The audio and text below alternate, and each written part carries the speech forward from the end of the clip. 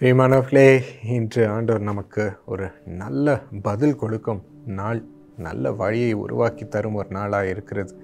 இன்று அவர் வாக்குத்தத்தத்தை நாம் கேட்டு அதை பிடித்து கொண்டு இதை நாம் பார்ப்போம். உபாகமம் 28:14 ஆண்டவர் இன்று வாக்குத்தத்தம் உரைக்கிறார். கர்த்தர் உன்னை வாலாக்காமல் தலையாக்குவார் என்று. தலையாக்குவார், கம்பீரமாய் நடக்க செய்வார். நம்ம ஏசாயாவில் பார்க்கும்பொழுது 50ஆம் அதிகாரத்தில் எழுதப்பட்டிருக்கு, அங்கு மிகுந்த வெட்கத்தின் பாதையில் நடந்தாலும் எனக்கு மனிதர்கள் சீற்றம் வருகிறதுனால நான் என் முதுகை காட்டுகிறேன், முதுகை அடிக்கும்படி நான் தைரியமாக காட்டுகிறேன் என்று சொல்லுகிறார். என் முகத்தை நான் அவர்களுக்கு நீராக என் கன்னத்தை எல்லாம் நீட்டுகிறேன். முகத்தில் உள்ள முடி தாடி எல்லாம் பிடுங்கி எடுக்கும்படி வருகிறார்கள், பிச்சை எடுக்கும்படி வருகிறார்கள், அப்படி பயங்கரமாக வருகிறார்கள். ஆனாலும் அந்த வெட்கம் அடையும்படி என்னை ஒப்பு கொடுக்கிறேன். எனக்கு எதிராக துப்பி கேலி செய்யும்படி வருகிறார்கள், ஆனாலும் அதை நான் பொறுத்து கொள்கிறேன். ஏன்னா எனக்கு தெரியும், கர்த்தர் என்னை அவர் வெட்கத்தில் என் வாழ்க்கை முடிவடையாமல் இருக்கும்படி எனக்கு உதவி செய்வார். என்னை நிச்சயமாக நீதி செய்து எனக்கு உயர்த்துவார் என்று எனக்கு விசுவாசம் உண்டு என்று அவர் சொல்லுகிறார். அந்த காரியத்தை அவர் வாழ்க்கையில் பார்த்திருக்கிறார். அவர் அப்படி தேவன் அவருக்கு உதவி செய்கிறவராக விசுவாசிக்கிறார். இன்று நீங்களும் வெட்கத்தின் பாதையில் சென்று கொண்டிருக்கலாம். அந்த நீங்கள் அனுபவித்து மனுஷங்க உங்களுக்கு செய்கிற செயல்களினால், கேலி செய்கிறதுனால, உங்களுக்கு வெட்கத்தில் நடத்துகிறதுனால கஷ்டமாக இருக்கலாம். இல்லை, உங்களுக்கு பிரச்சனைகள் மிகுதியினால், ஏசாமி பேர் கொண்டிருக்கிறான், இப்படி பாடுபடுறான் பேர், இப்படி ஆண்டவர் எங்கே போனார், கைவிட்டுட்டாரா, எங்கே உங்கள் தேவன் உயிரோடு இருக்கிறாரா என்றெல்லாம் கேட்கிறார்கள் என்று மனமுடைந்து நீங்கள் இருக்கலாம். வெட்கத்தில் ஆண்டவர் நாமத்து நிமித்தம் நீங்கள் அங்கலாய்த்து கொண்டு இருக்கலாம். ஆனால் இந்த சூழ்நிலையிலும் பிரியமானவர்களே, நாம் அறிந்து கொள்ள வேண்டும், ஆண்டவர் நம்மை ஒரு காரணத்திற்காக தாழ்மையின் பாதையில் நடக்கும்படி வெட்கத்தில் அனுபவிக்கிறார். நம்ம இந்த மனுஷர்கள் செய்யும் செயல்களை எல்லாம் பார்த்து யாரையும் நாம் நம்பி வாழ முடியாது. கர்த்தர் ஒருவரே எனக்கு உதவி செய்வார் என்று அவர் பலத்த கரம் உங்களுக்கு உதவி செய்யும் பொழுது அவர் எப்படிப்பட்டவர் என்று அவர் கையின் வல்லமையை நீங்கள் அப்போ தான் ருசி பார்ப்பீர்கள். எப்படி தூக்கி விடுகிறார் என்று நீங்கள் ருசி பார்ப்பீர்கள். ஆண்டவர் இல்லைன்னா என் வாழ்க்கையை வாழவே முடியாது என்று நீங்கள் அறிந்து கொண்டு அவரிடம் இன்னும் சார்ந்து ஒட்டிக்கொள்வீர்கள். அவர் சொல்கிறார், உன்னை வாலாக்காமல் தலையாக்குவேன் என்று. ஸோ நானும் இந்த பாதையில் சென்று தான் கற்றிருக்கிறேன்.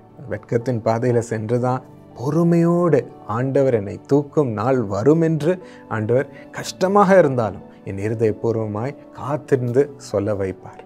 அதே நேரத்தில் மேன்மை அடையும் நாள்லையும், பிறர் போற்றும் நேரத்துலையும் அது ஒன்றையும் பொருட்படுத்தாமல் அந்த போற்றுதலுக்கும் ஆண்டவருக்கு நன்றி செலுத்துவது.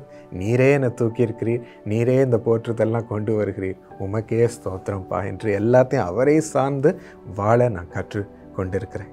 உங்களுக்கும் அப்படிப்பட்ட வழியில் ஆண்டவர் நடத்தி சென்று இன்று உங்கள் நாமத்தை உயர்த்தி தலையாக்கும்படி ஆண்டவர் ஆசீர்வதிக்க வந்திருக்கிறார். நன்றி செலுத்துவோமா? அப்பா, இந்த வாக்குத்தத்தத்திற்கு நன்றி சுவாமி.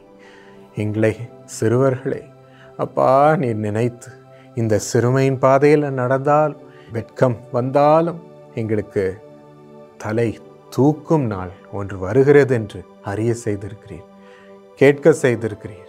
நிச்சயமாக ஆண்டவர் என்னை மேன்மைப்படுத்துவார் என்று நாங்கள் உம்மை பிடித்திருக்கிறோம் சுவாமி. உன் பிள்ளைகள் உம்மை சார்ந்திருக்கிறார்கள், அவளை கனம் பண்ணும் அப்பா.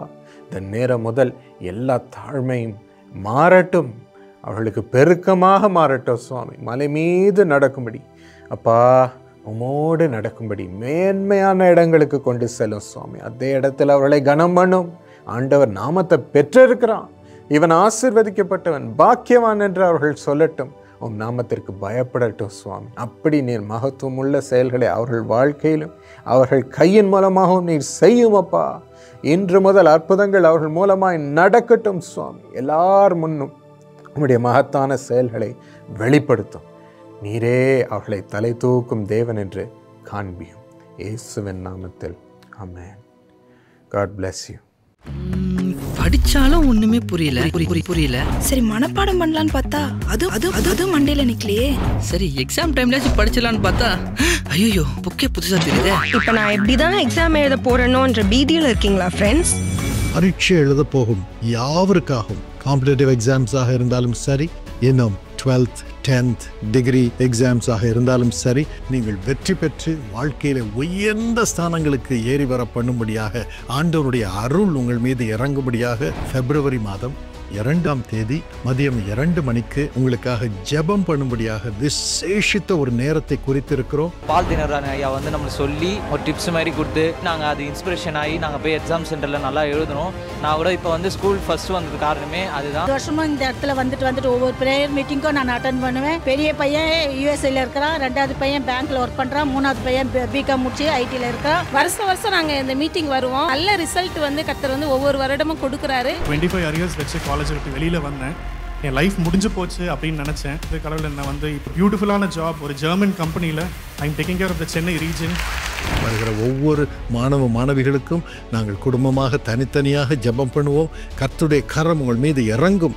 ஆண்டவர் உங்களுக்கு அற்புதங்களை செய்வார், உயர்ந்த ஸ்தானத்திற்கு ஏறி வர பண்ணுவார். மாணவர் பிரார்த்தனை கூட்டம் பிப்ரவரி 2ஆம் தேதி ஞாயிறு மதியம் 2 மணிக்கு நடைபெறும் இடம் புனித ஜார்ஜ் பள்ளி மைதானம், பூந்தமல்லி நெடுஞ்சாலை, பச்சையப்பன் கல்லூரி, மெட்ரோ ரயில் நிலையம் அருகில், சென்னை.